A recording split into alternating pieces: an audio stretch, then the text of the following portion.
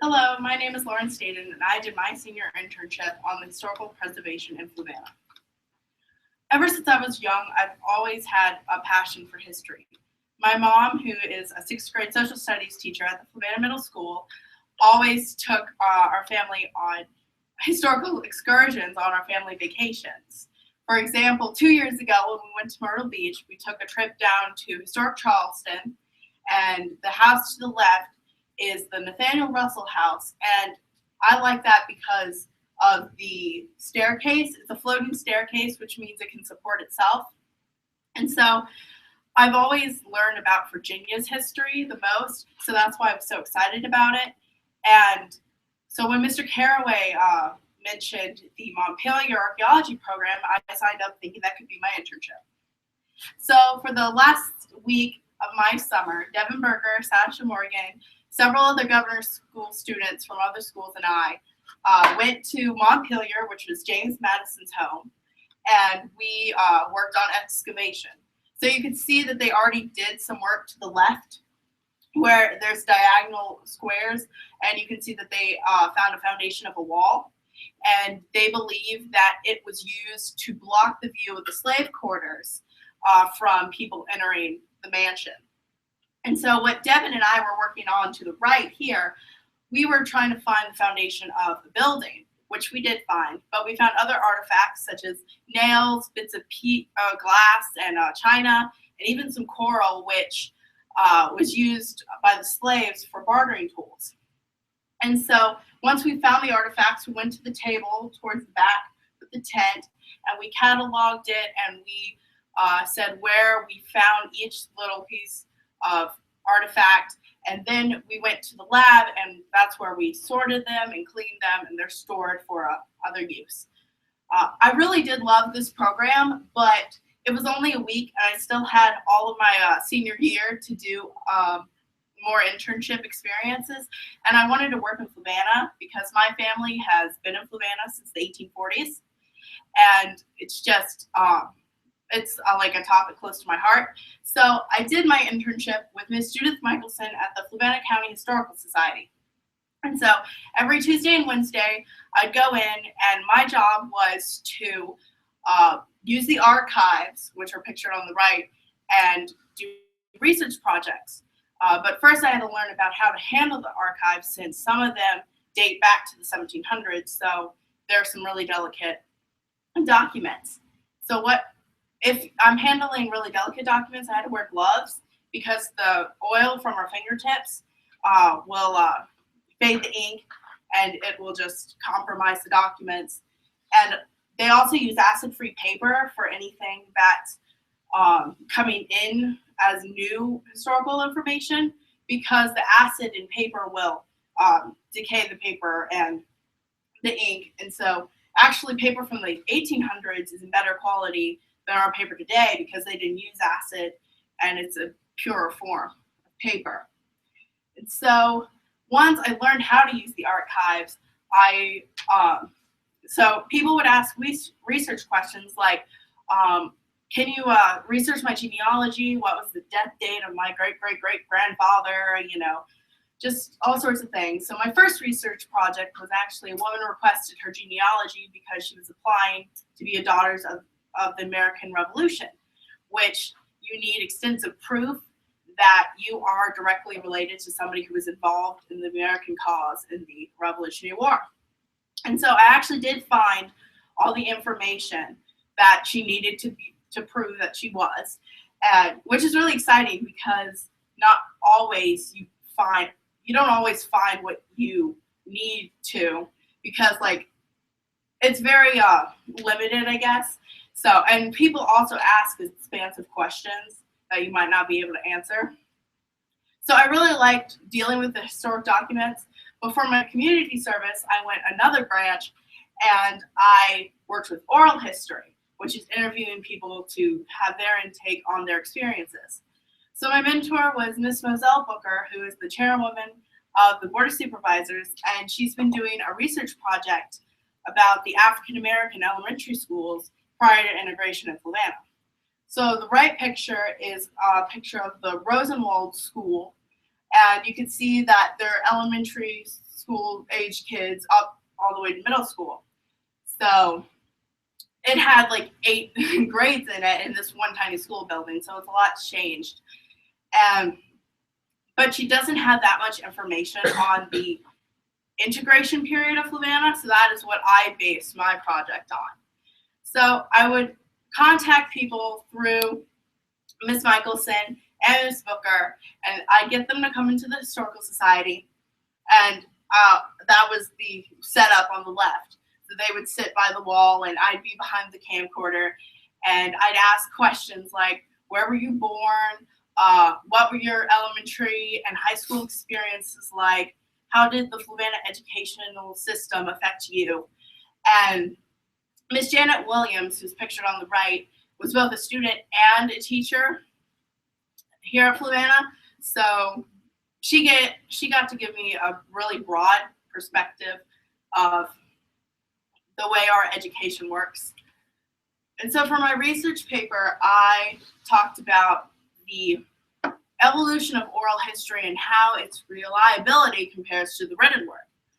Because the oral history is actually older than the written history, because people, ancient cultures, would talk about their stories and histories and pass it down through the generations.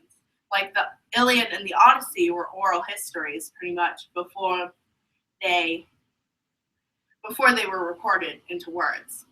And so, let's see, I worked with that, and then the accessibility of oral history, because in the modern age we have so many different devices that can record what oral history is. And so, and there's different apps that you can download. These apps can, like, it'll tell you like which questions you need, what the setting of the actual interview needs to take place, or it can just offer more storage data than you need. And many historians argue that oral history is less reliable because oral history is subjective to people's different perspectives.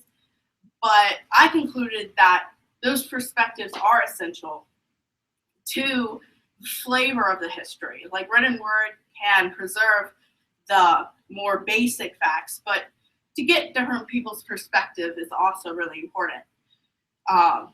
For example, the Veterans History Project has 45,000 interviews from veterans from World War I to the present. And so even though they have all the facts from World War I to present conflicts, I mean, their perspectives offer a new, I guess, so my legacy was a how-to guide to do oral interviews. So I compiled all the different technologies you can use, from camcorder to smartphones, and the different apps, and which apps are better for different projects, like which ones that you would need to use. And I also, I talked about the setting and how it's important to make your interviewee more comfortable, because they'll open up with you and go into their experience more if they're comfortable. And I'm also planning to be a tour guide at the Old Stone Jail Museum this summer.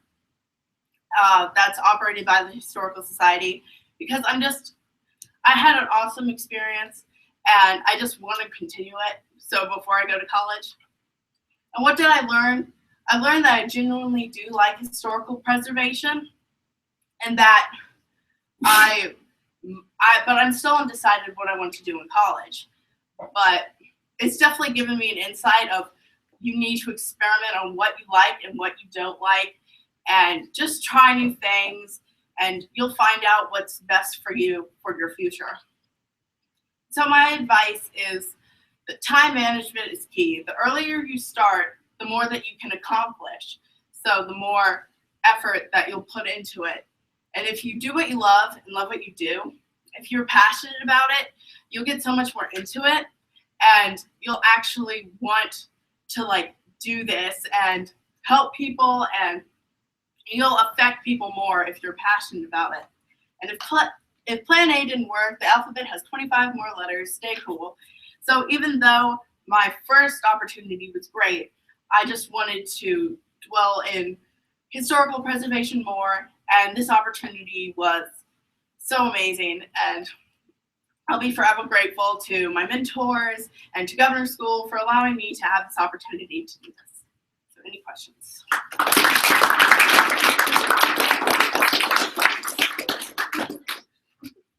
Are you going to do this, dig into your family, since your family's been here since the 1840s? Have you done? I have, but my grandmother did a lot of the research for us, so it's all kind of like just given to us. But yeah, I have looked into it. Mentioned recordings of oral histories. How are those, I guess, preserved? I guess we're talking about the future. They're recorded right now. Mm-hmm. They're archived in some way, Yes, shape, or form. yes, there is an archive collection at the Historical Society for oral histories. Like we put them on CDs. Okay. And so it's kind of, I'm thinking about like my garage storage area that has a bunch of old floppy 8-drive discs, which you're like, what are those? So as technology changes, what will we do to ensure that the way that those are recorded can still be accessed, I guess, by folks? Is that something that maybe you addressed in your research or? Yeah, I mean, Miss Johnson, who's the new director of the Historical Society, wants to make a digital database. So if we put those interviews in the cloud, they'll be more accessible and probably less susceptible to, being outdated. You chose that era of integration for Fluvanna County because there was not much there. Mm-hmm. What exists now? Well, what really surprised me was when I asked about discrimination, many of African Americans and white people agreed that there wasn't that much discrimination. Like one woman I interviewed, they had just integrated and they had one African American student, and they weren't discriminatory, but he just kind of felt, because he was different and he hadn't been with them their entire lives, because with a class of 23, I mean, they're all very intimate friends. So he didn't end up graduating with them, but it's not like they were being harsh towards him. And other people just said, no, it's not like we were, harsh against these people. We were just, it was just a change, and it just took society a little time to get, I guess, used to that change. But any other questions? Okay, thank you.